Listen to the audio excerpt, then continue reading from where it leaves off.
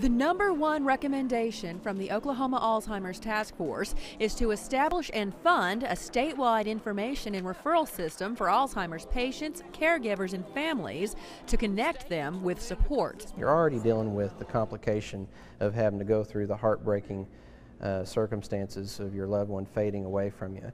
But to not know where you go to get help is even more depressing. Oklahoma County Commissioner Brian Maughan has dealt with the disease on a personal level.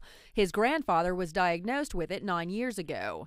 His experiences helped the task force craft today's report. We need a singular place for all forms of dementia to go to so that we can get it accurately diagnosed, because the hardest part is relinquishing your loved one to the care of an institution to take care of them.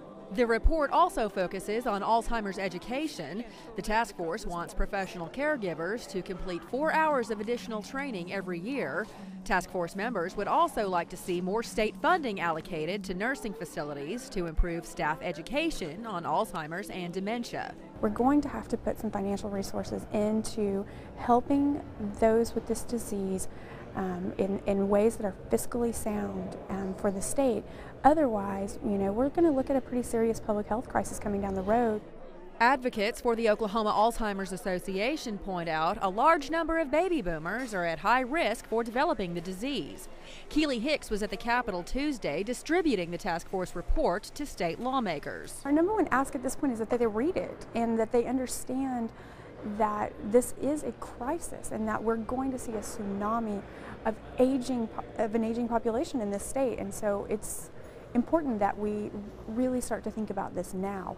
Hicks argues it's important to allocate resources not only to battling the disease, but to providing support for the family members who often end up caring for loved ones.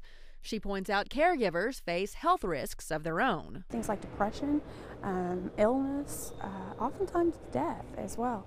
So especially if you're talking about an elderly family caregiver. So it's just as important for us to focus on the caregiving side of this issue and talk about, how do we provide support to those folks. Hicks says the task force will continue meeting over the next year and hopes some of the recommendations will be adapted into legislation during the next session, along with the funds to pay for them. At the state capitol, Lori Rasmussen, the Oklahoma News Report.